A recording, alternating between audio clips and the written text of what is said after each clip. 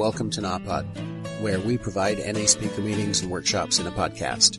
We are an ad-free podcast, and if you enjoy listening, please help us to be self-supporting by visiting napod.xyz, look for the donate link, and drop $1 or $2 in the virtual basket.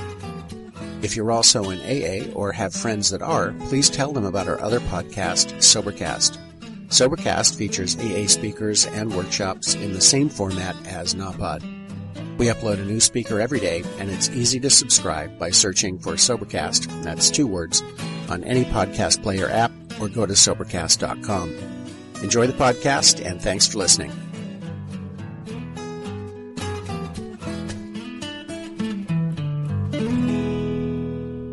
More from me, I give you Chuck M from Columbus, Ohio.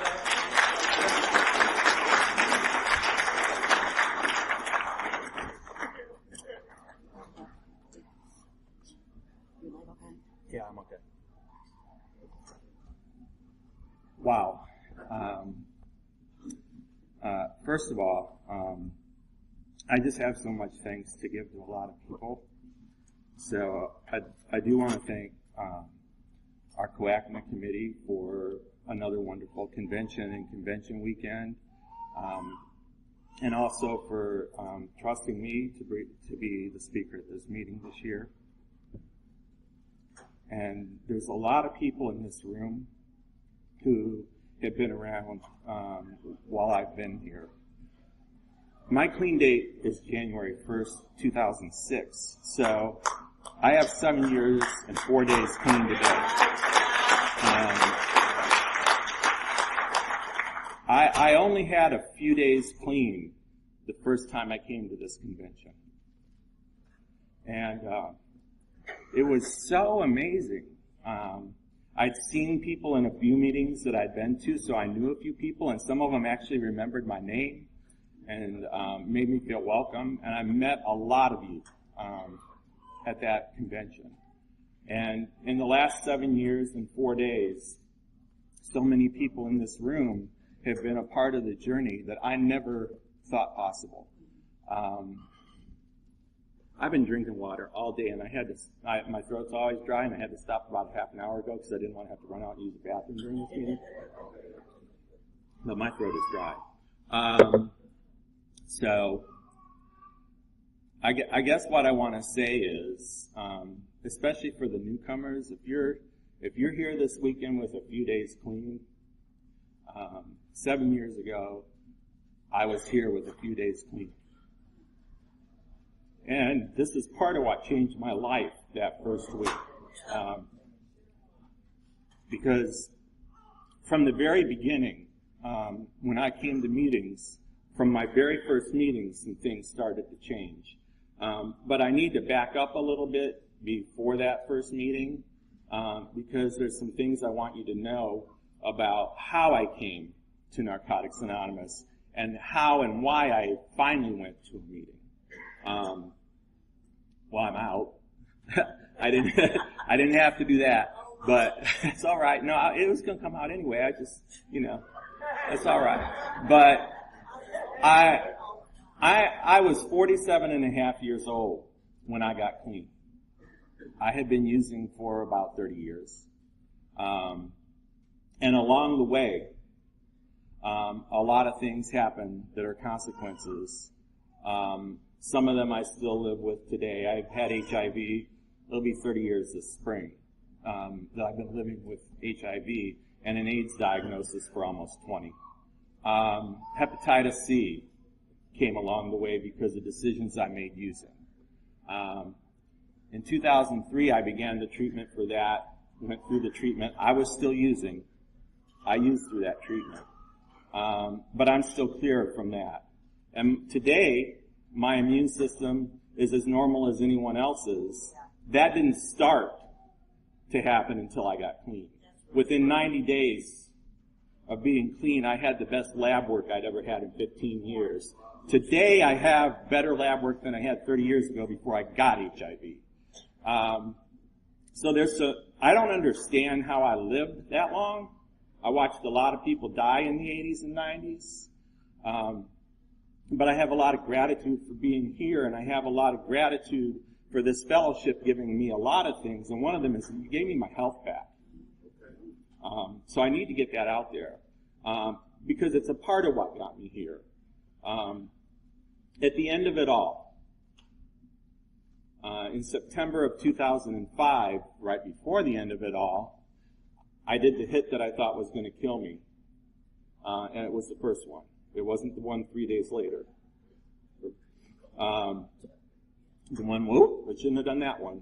It was the first one, and I couldn't stop for weeks after that hit. And it had almost killed me, and I didn't want to use, and I couldn't stop.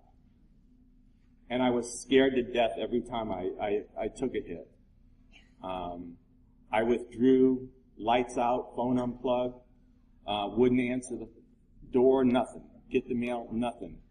And I became convinced, as I had over several years, that it was just certain drugs.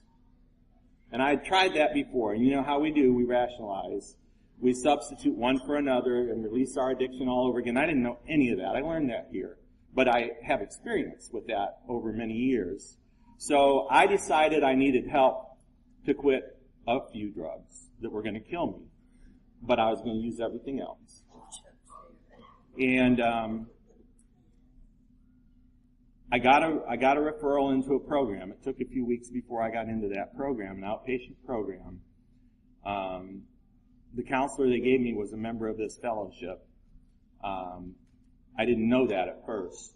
And when I first met with her, I told her what the plan was. Because I knew what I needed. I needed to quit this, this, and this, and this.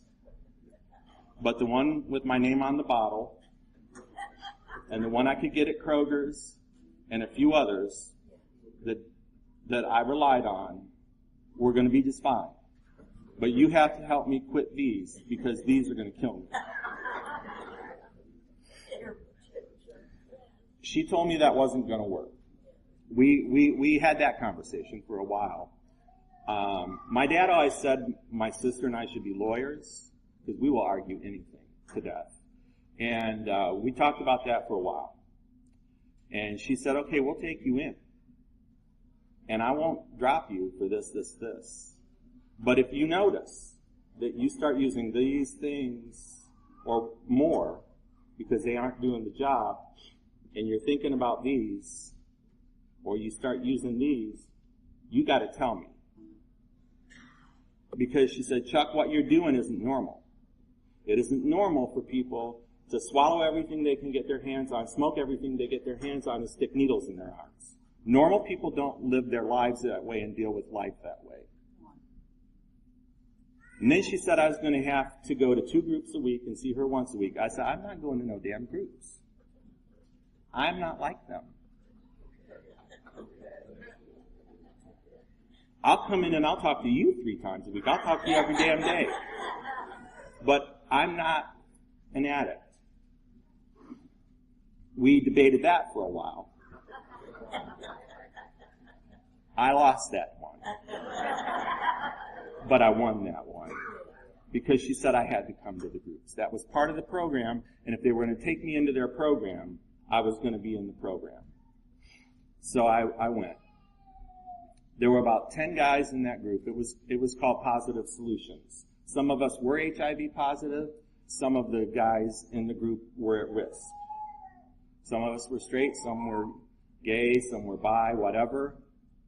But we all had this thing in common that I didn't know that.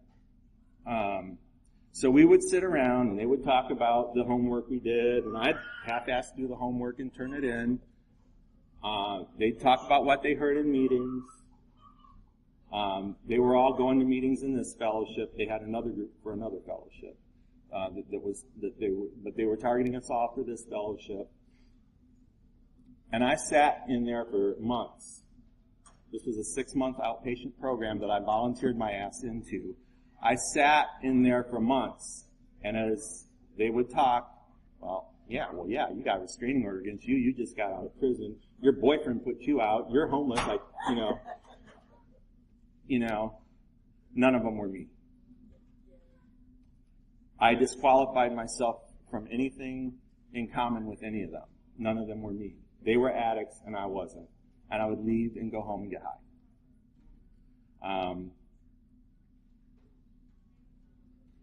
And everything she told me would happen, happened. And I didn't tell her. About a month into it, I had a really bad week.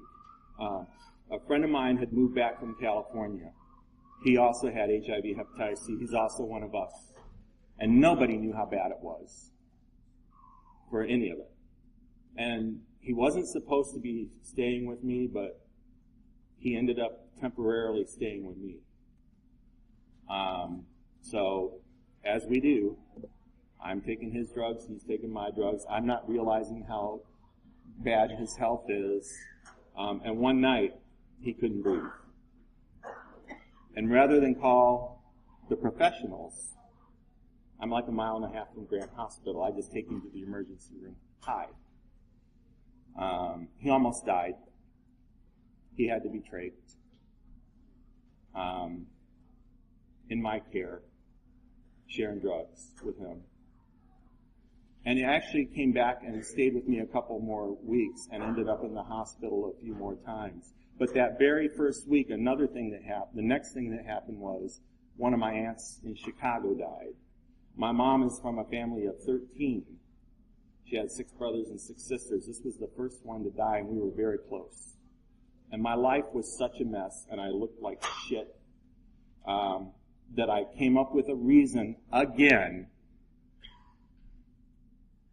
not to go and be there for my family, and it killed me. Because, see, most of my family has no idea what happened with my drug use. Because I had these other 2 diseases that could be responsible for why I didn't feel good and why I looked the way I did and why I canceled. You know, they all live in another state. So it was convenient for me to just let them think it was the AIDS or the hepatitis C and worry about me so that they wouldn't know what was really happening with me. And then a guy I knew blew his brains out. It was a bad week. And everything she told me would happen started to happen, and I didn't tell her about it. And it got worse.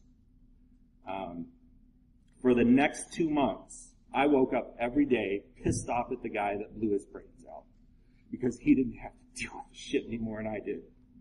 And I am going to watch my language. I swear. I swear, and I swear I'm going to watch my language. But I wanted out. It hurt to try and figure it out anymore. You know? And I was hearing the solution in my one-on-ones with her, and I was hearing about it from these other guys, but this is what I told myself. I'm not like them, and they pay her to tell me that. Had it all figured out. By the time that December rolled around, I had come up with the plan. I knew where I was going to get the gun, knew a guy who worked at Vance's up on Cleveland Avenue. And all it came down to was, well, I can't do it before Christmas because I'm going to have to go home and see him one more time. I don't want to, really screw up their Christmas. And before I went home for Christmas, a guy that I have known for years came back to Columbus. He had been away in a rehab for a couple months somewhere else. And I happened to talk to him on the phone. I had something I wanted to talk to him about, and he said, where he'd been and what he'd been doing. And I don't know why, but I told him that I wanted to kill myself. The first person I told everything going on was someone who had about 60 days clean. And he said to me, Chuck, I'm so glad you called me because I met this woman. And you need to call her. So I called her the next day because he had an office number for her. I called her and we talked. And I told her what was going on, everything. And she said, Chuck, I've been where you've been. At that point, I don't know, she's here somewhere, but it was around 18 or 19 or some years at that point. She said, I've been there. And she said, and I can tell you this, if you don't start doing something different, you're going to die. Whether you go get that gun, you destroy your immune system, you do the one that does kill you the next time, one way or another, Chuck, you will die. I've seen it too many times. But I'm here to tell you, you don't have to.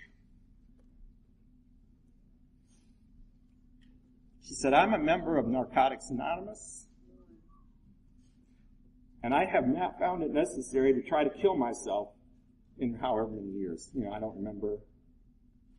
It was like 18 or 19 years that she had at the point. She said, I haven't found it necessary to try to kill myself or use. But you're going to have to get your ass to a meeting, and I suggest you go tonight. Well, I was leaving town to go home for the holidays the next day.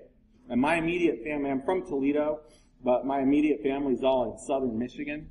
So I was going up there. And I guess it never occurred to me that they might have Narcotics Anonymous meetings in Michigan. Been to some since. But I use, obviously, with the January 1st clean date.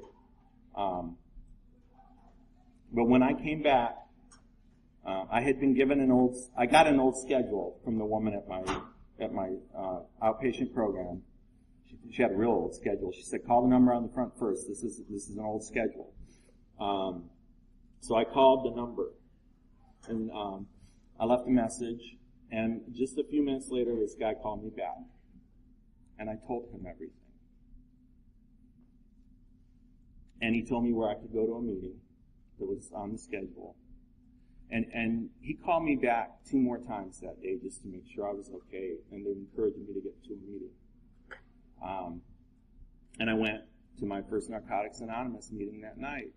Now, at the time, I thought that I had like 100 and some days clean because of this, and this were the only thing that counted. Yeah. And I had been kind of told what to expect, like, and given like the etiquette, how to identify. If you identify, but you don't have to, you can just sit there and listen. I had been told everything. So I knew there were going to be readings and this thing called clean time and all this stuff. But I thought like I had 100 and some days clean. So they do clean time, and I say like, I don't know, 110 or whatever it was. And they gave me the white key tag, the 30-day tag, the 60-day tag, and the 90-day tag. And a bunch of people hugged me. I'm from a family that shows affection and hugs. That didn't bother me, although I was scared by a few of the people in the beginning. But the hugging, I liked. And I did not identify as an addict at my first Narcotics Anonymous meeting. I didn't intend to stop using drugs. I still thought these were okay. I didn't want to kill myself. And a woman on the phone told me I didn't have to. And the thing that was different about talking to her on the phone and talking to the guy on the phone who called me back from our area service office was, well, first of all, I couldn't use the excuse they were being paid to say that. But there was something on that call that was real. There was empathy. And I started to listen and feel. And I got some hope. So that was the difference. But I still did not think I was an addict. I still did not intend to stop using drugs. So I didn't say I was an addict. And I don't remember what both of the topics were at that first meeting. But I remember one. It was the night stuff. I came to Narcotics Anonymous. Everything Who's an Addict says. Hopeless, purposeless, no reason to live. I never thought my life was going to matter again. I was this 47-and-a-half-year-old gay guy, and with HIV and had been treated for hepatitis C, and if you knew everything I had done and the risk I had posed to other people during my life, you wouldn't want to help me.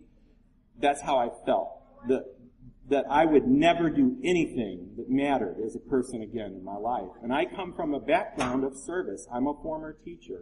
I worked for the United States Public Health Service in the field of HIV and STD. And I never thought, ever, that my life would matter again. And I was kind of upset that the HIV drugs were going to keep me alive, and I'd probably live to 90 and be miserable and live a life that didn't matter. That's where my head was. That's where my spirit was, because it was gone. That bankruptcy our book talks about, it was gone. And when you don't have anything to hold on to, you're going to think about death. So that's who walked into that meeting the first night. Racked with shame. Racked with guilt. Wanting it all to go away. And they talked about the ninth step. There was some messed up stuff some of those people did. And they talked about it. Really? I thought, I was like, wow, I never did that. I thought, so it made it a little bit easier to listen. And it was kind of intriguing. And they laughed, and I laughed with them, and they cried, and I cried with them. And when that meeting ended, I still didn't think I was an addict, but I got some hope. I got so much hope that I chased the treasure across the room, because he was getting ready to put everything away, to buy the book he said he had for sale. It's here. I got it at my first meeting. They had the big literature rack with everything in it. And then the other fellowship had a big one with everything in it, because they used the same storeroom. I took it all. I took it all. And I went home and started reading it.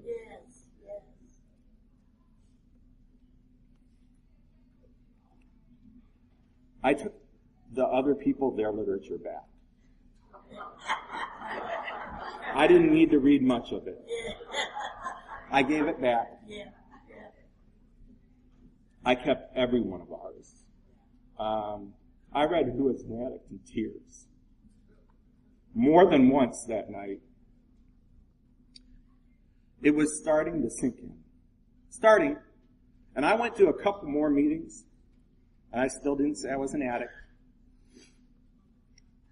But I think I listened with a little bit more of an open mind.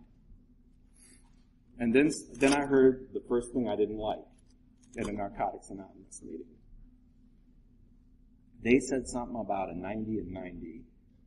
And I didn't know what they were talking about. So I asked someone after the meeting. And he said I needed to go to a meeting a day for 90 days. And I thought he was full of shit. That's what came to my thought right away. He didn't know me. We laughed because he did know me. I just hadn't met me yet. But I was pissed. And I knew, I used to do a lot of bowling and tournaments on the circuits and stuff. And, there's some bowlers who use some things. And a few of them I knew were in that other fellowship. And I had called one after my first meeting and told him I'd done this. He said, yeah, I heard things weren't going so well for you. Keep going. So I called him back that night. I said, you believe what these people are telling me? They say I have to go to a meeting every day. See, that's what I heard. You have to go to a meeting every day. And now you're they, the people giving me hope. Now you're they. They say I have to go to a meeting every day for 90 days. Who the fuck they think they are? They don't know me. His response was a lot like yours. he didn't tell me what I wanted to hear. This is what he said. He said, Chuck, we do it too. I think we did it first. And I went to like 140 or 150 meetings my first 90 days. And he said, now, remind me, Chuck, you're still on disability, right? You're not working? Yeah. He said, I was working. You should be able to go to 300 or 400 meetings.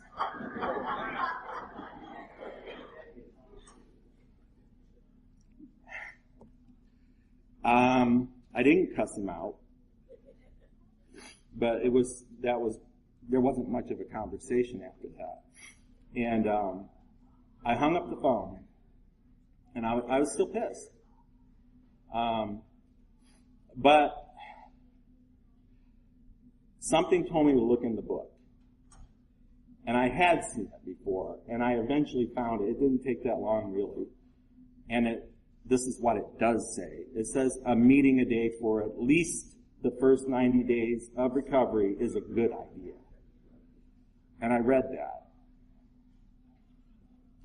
See, he was one of the first people in not in Narcotics Anonymous, but one of the first people in recovery to do something that was about to happen a lot to me and still happens to me. He challenged my thinking.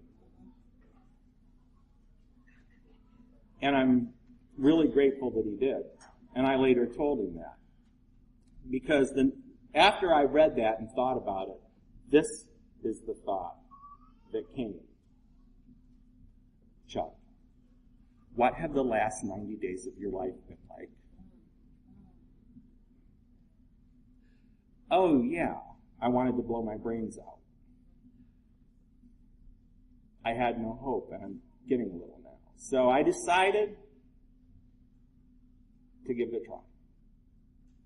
Let's see what happens. So I said, okay, well, I'll do it then. I thought, well, I'll do it. And and then it's the weekend and this convention comes around. And I'm feeling a little bit better. I'm over that 90 and 90 thing. Okay, I'm doing that. I was trying to figure out how I could get credit for like 10 days of meetings here, but I didn't. But I started handing in meeting slips at my group. See, every week, all those other guys in the group, they'd hand in meeting slips with stamps, and mine was blank for 3 months. Blank meeting slips, because I didn't need it. So I listened to some things here in some workshops. I'm not going to get into what the Friday night speaker said or who she was, but she was a longtime member whose home group really took contributing to the first edition of the basic text seriously, and I was already in love with that book. And I was so glad I got to be in this convention on Friday night and hear what she had to say, because all I wanted to do was hug her and thank her because she did it for me.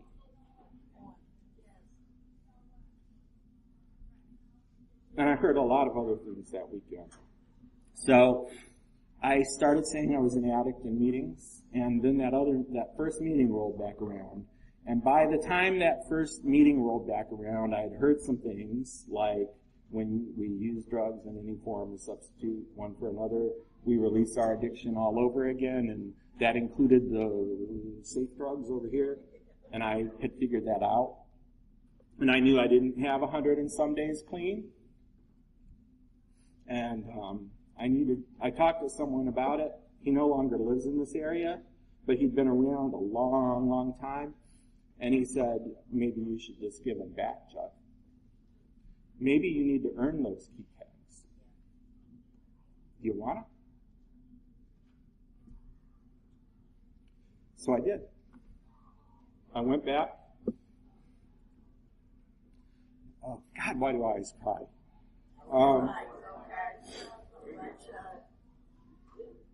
But I told him I was an addict. I said, I thought I had, whatever, clean. And you gave me all these key tags, but I don't.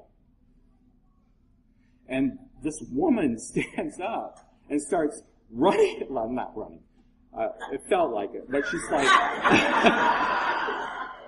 she comes across the room at me, pointing, and she says, you see that? That's honesty. Yes. Keep coming back. You should hug me.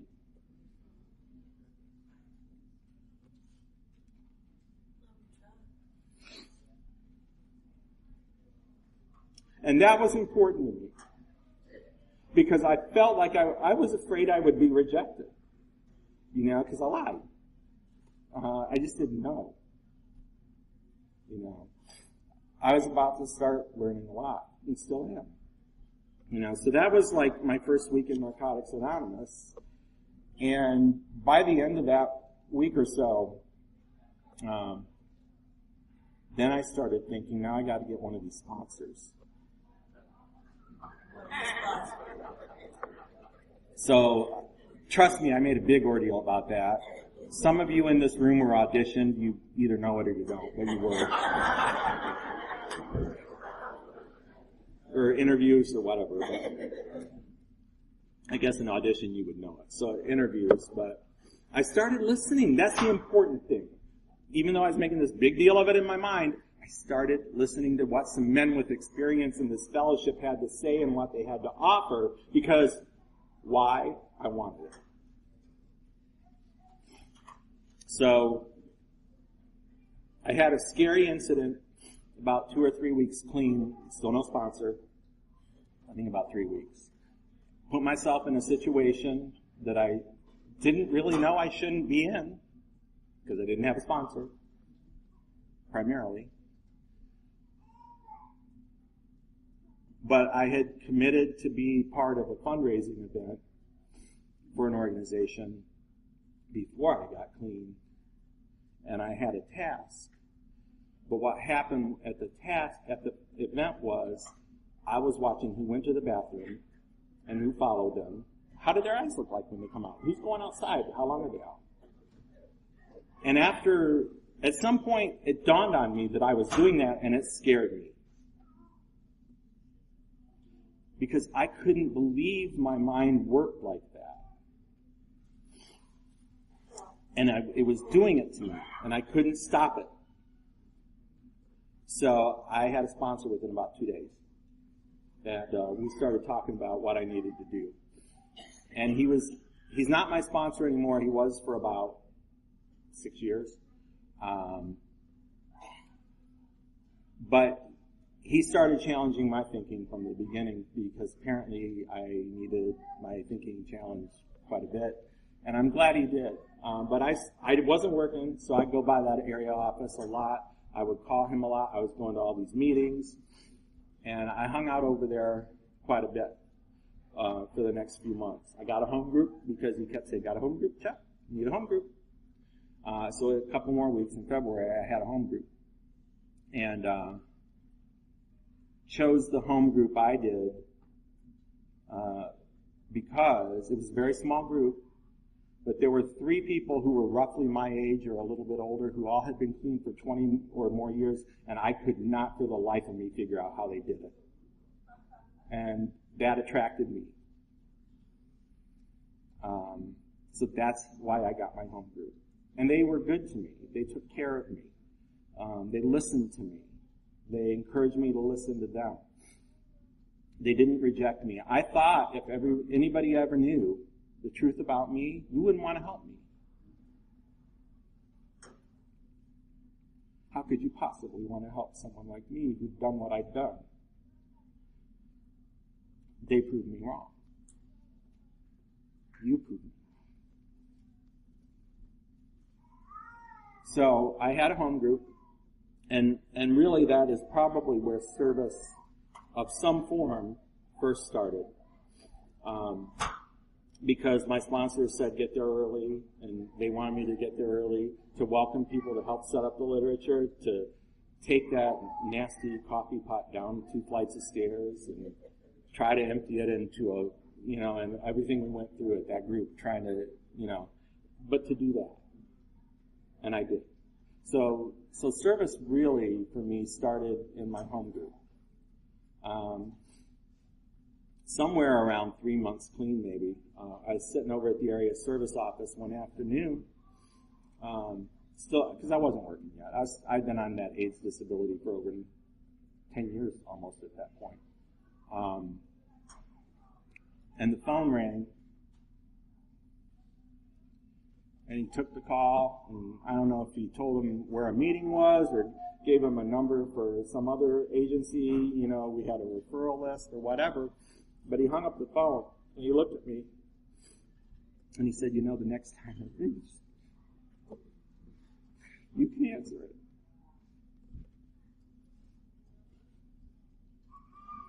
it. The phone I called. And I said, really?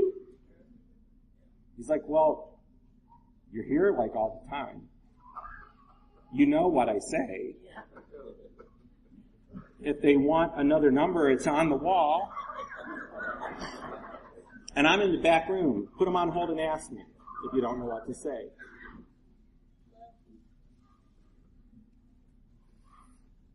I spent a lot of time the first 6 months or so clean in that office until I got some training to help me re-enter the workforce from the state of Ohio. And I would still go over there.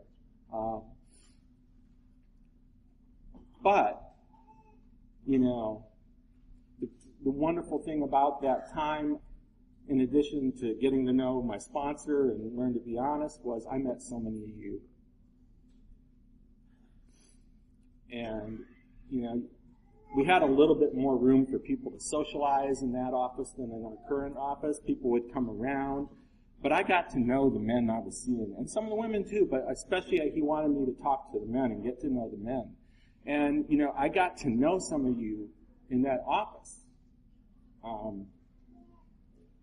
I'm still a part of that office service committee today. We don't have someone who, he's gone, and we don't have someone who is like there all the time. We don't have the number of hours we do.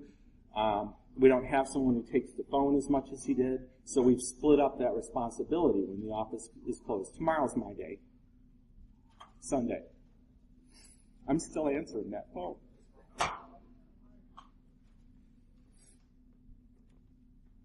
Which is not to say we don't need office volunteers. Because we do. We always need people in service in Narcotics Anonymous. But I get to tell people where to go to meetings. I get to hear parents who don't know what to do and give them the suggestions we give them, including help in Nar-Anon, if they need that. I get to take the wrong number calls, and some of those are interesting. This doesn't mean we're the police. You're reporting someone, you need to call the police. We don't take calls for people who are selling drugs in your neighborhood. But they call for that. But I still get to do that. And it's very important to me. And I've been able to do a lot of things in service over the 7 years I've been here.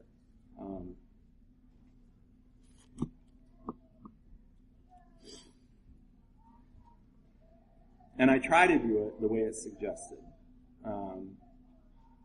Because both of my sponsors, we talked about the steps and the traditions and the concepts. We've studied those and we talk about them. We talk about what the symbol means and where service comes from and why we do service, which is to, the right reason to do service is to carry the message to the addict who still suffers. So that's why we do it. And in the service structure to support our home groups. Because the best vehicle we have for carrying our message of hope is our home groups. So it's an honor to do that. One of the things that my sponsor encouraged me to do, because I was kind of already doing it, and was giving guys rides to meetings from treatment centers, from shelters. I got to know a lot of those guys. Some of them are no longer here. I don't know where they are. I hope they come back. But newcomers are precious. Newcomers need to know that we care, that we take an interest in them. And our literature tells us we accompany them to meetings. It means we go with them. So, I still get to do that. And I hope, that in our conversations, whether they stay or not, they get something, and some of them come back. But all I can do is carry the message and be an example. And I've learned that, and it's hard. It's really hard. There are some people right now who were so important in helping me early in recovery, and they've gone back out, and they're not back here. And it hurts. I love them. And I want them back. There's not a damn thing I can do about it. Because we all know that when an addict is determined to use, they're going to use. And some of them haven't made it back. That happens. All I can do is be grateful for everything that's been given to me. And share that with you right now, I guess. I never thought, after that first meeting, that first convention, that first week, that so many things would happen in my life. I never thought my life would matter again. I had 10 months clean. The day I started a temporary job assignment. 10 months clean. And leading up to that, after I got my training, the thing I wasn't telling my sponsor was that I was only going to look for part-time training. I was going to stay on Social Security. I was going to park right there by where you could make it, not because I didn't want to, I didn't think I could. I never thought I'd be able to handle a full-time job again that really mattered. So I'm doing these interviews, and I'm kind of like only going for the part-time ones, and I'm not getting anything. And, the world had changed a lot in the time I'd been on disability, because we didn't used to send job applications through the internet. We knew actually who had them and how to reach them and, how to follow up. And it was really stressful how the world had changed in getting a job. So one thing I did was I registered with some temporary agencies, because that had worked for me once in the past, where I had about a 7-month assignment that led to a 7-year career. So I thought, well, at least it's money, I'll see how I do. And then one of them called me. And they offered me this month-long full-time position that would be this is around the end of October of 2006. And they said, it's just a month. But the guy's like, I know, Chuck, that this is good for you. You've done so much community service with your fundraising background and, for all these different things, and your education, being a former teacher. This is right up your alley. You'll be perfect for this. It was full-time, and I turned down the interview. And after I hung up the phone, this sense of impending doom just washed over me. I don't know where it came from. But I called my sponsor, and he laughed. And he said, you didn't see it coming, did you? I said, no. He said, why didn't you take the interview? This is what an interview is, Chuck. They ask you questions. They find out about you. You ask them questions. You find out about them. They start to come to an understanding about whether you're right for the job. You come to an understanding about whether this is the right place for you. And they may or they may not bring you back, or they may or may not hire you, or you may or may not accept it. That's what an interview is. And I said, but I'm never going to be able to work full time again. I'm going to swear again. Sorry, because this is what he said. He said, you have never done anything in your life clean. How the fuck do you know what you're capable of doing?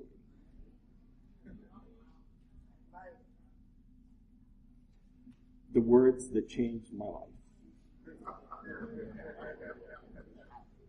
A lot of words have changed my life. Okay? But those words,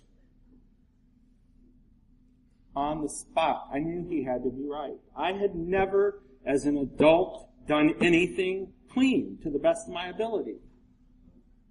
I'd done a lot of things. I'd had success. I had an education. I had all the training in the world. I'd had good jobs. I'd had good benefits. I had 401ks. I wasted 3 of them on drugs.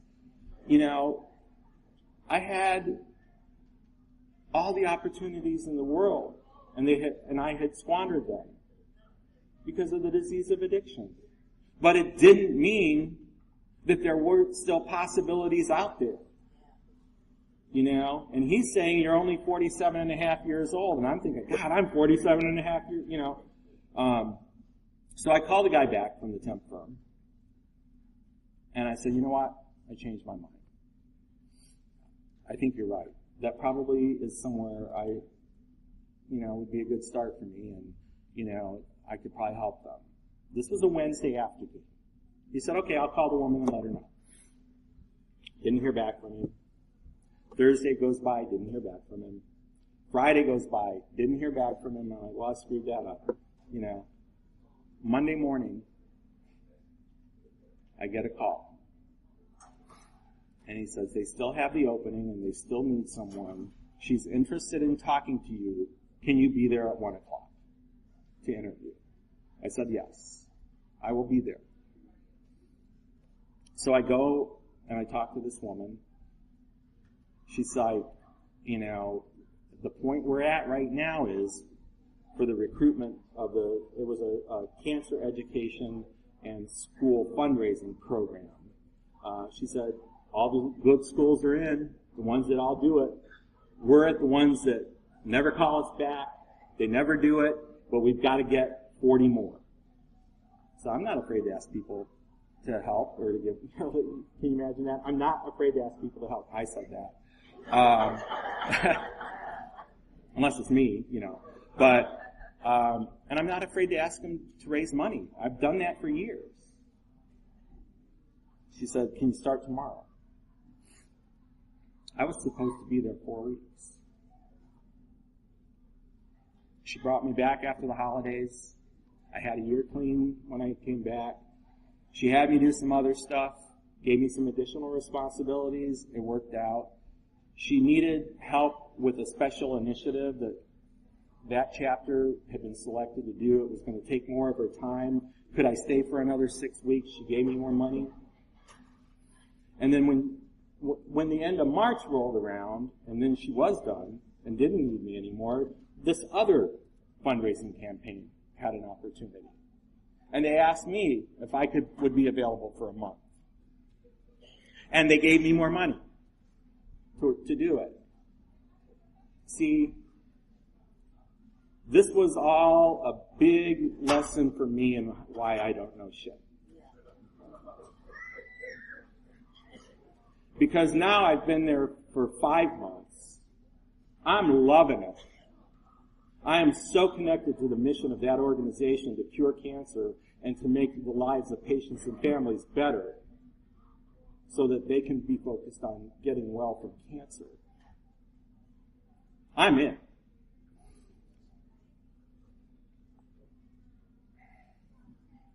So then, after that month's project, they said, Chuck,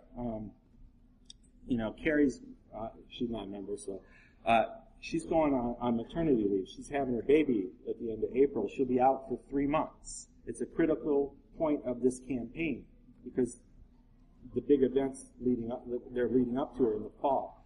They said, we'd love to have you stay and help, but you're going to have to commit to being here for all 6 months. We can't lose anyone at this time of year. And now I'm out interviewing for jobs. I've got an application in at Goodwill, at Columbus AIDS Task Force, where I got my treatment. I'm a finalist for a job, and I said, let me think about it over the weekend. Those other places didn't call me with offers. I knew one of them was kind of waiting. But I talked to my sponsor and I prayed about it that weekend, and I went in on Monday morning and said, I'll do it, and I promise you, I will not leave you before this is over. So I don't know shit, right? What I didn't know was that the woman who was going out to have a baby, they were pretty sure she wasn't coming back. She didn't. I started at an entry-level position on that campaign, raising money. Today, I run the department.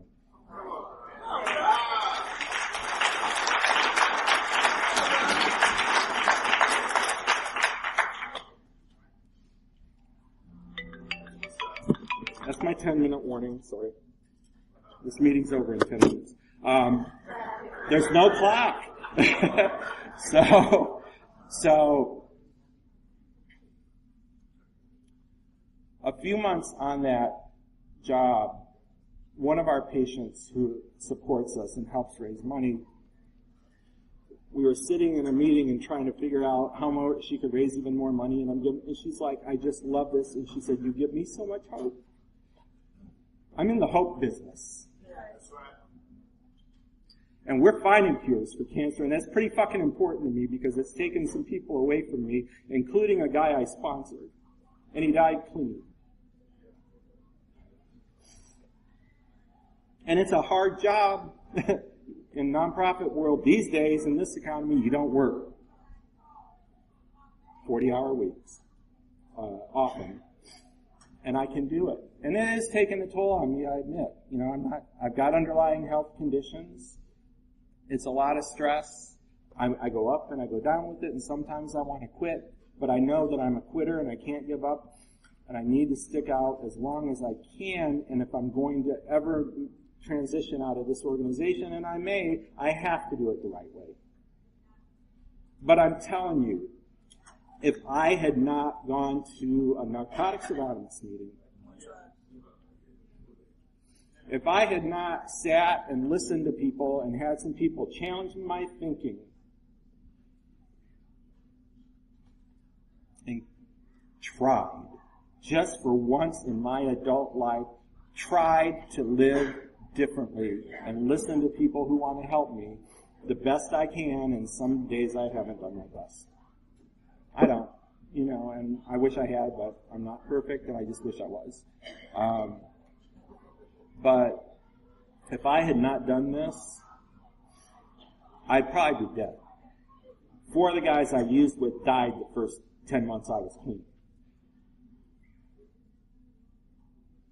I was probably next. No doubt about it.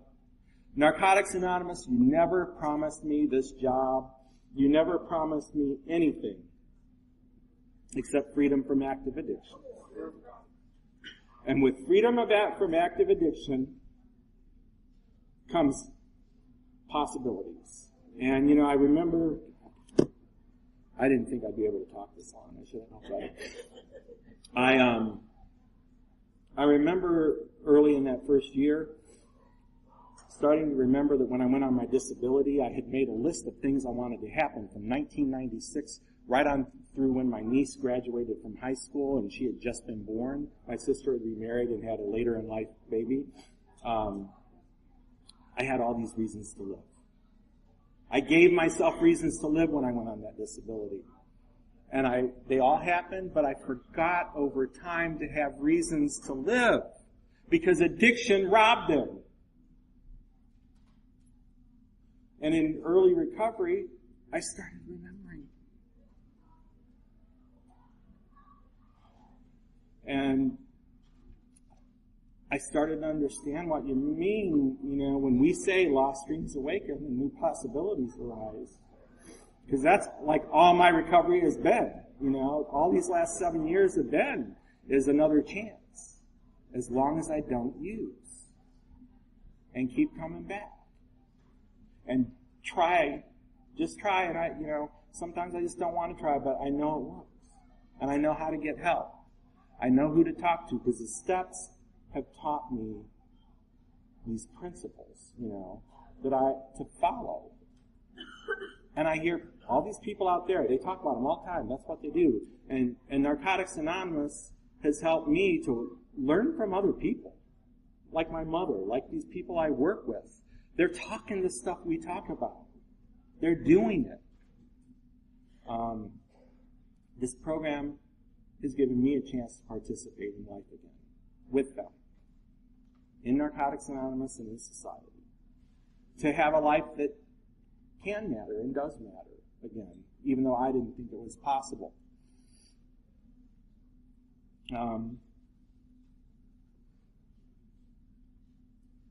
August 18th of 2009, I got the call that changed my life. My father was admitted to a hospital in Michigan. We thought he'd be in for 3 days. If I didn't have this program, and my home group, and the guys I sponsored at that time, and my sponsor, I could not have gone through the next month, because everything went downhill. And 30 days later, he died. But I had had a lot of problems with him growing up. I blamed him for a lot of things. From early on in my recovery, my sponsor recognized that my father was probably going to be all over my 4-step, 8-step, and 9-step. And he was. And he helped me change my relationship with my father and make those amends. Yes. And I don't know if there's anybody from Kalamazoo, Michigan here, but I had a temporary home group for that month of men who loved me and helped me get through and be the son I needed to be and the brother I needed to be and the uncle I needed to be. I'm the oldest of 3. And do for him what needed to be done for once in my life. It was the hardest thing I ever went through, was to lose my father, yet in my life. The 11th step helped me trust that if my brother and my sister and I worked together, we knew what he did and didn't want, and we didn't want to say, no, don't do that for him. He says no, but we knew we had to do it. The 11th step helped me know that I just needed to do what needed to be done. And what needed to be done when I was in that hospital in Kalamazoo, Michigan, and they weren't, was you get up every day, Chuck, you go to the hospital, you're there at 8 o'clock, you wait for the doctors, they come around, you get information, you go out to the waiting room, you call your sister, you call your brother, you give them information, we assess it, we make decisions, you go back in, you talk to the people taking care of your father, and you sit there all day, even though I wanted to run to a brand new casino in Battle Creek and do anything but sit in that emergency room.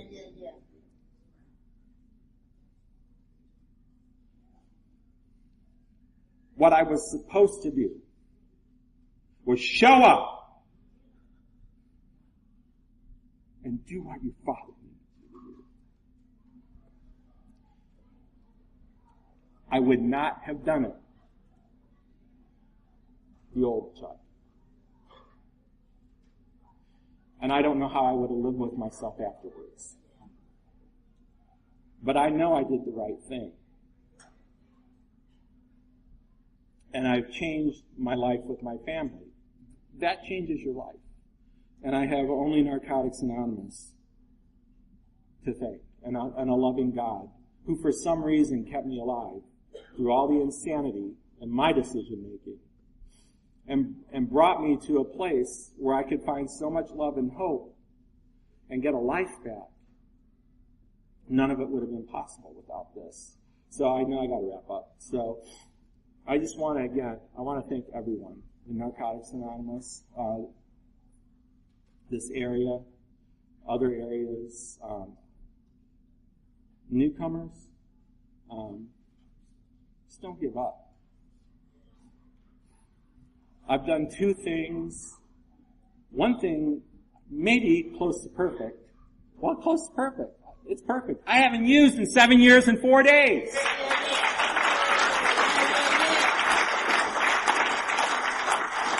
And I've done another thing pretty damn well. I keep coming back.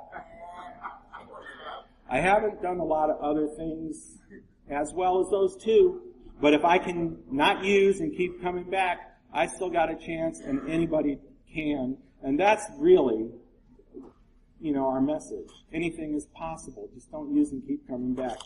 I love you all. Thank you for letting me speak.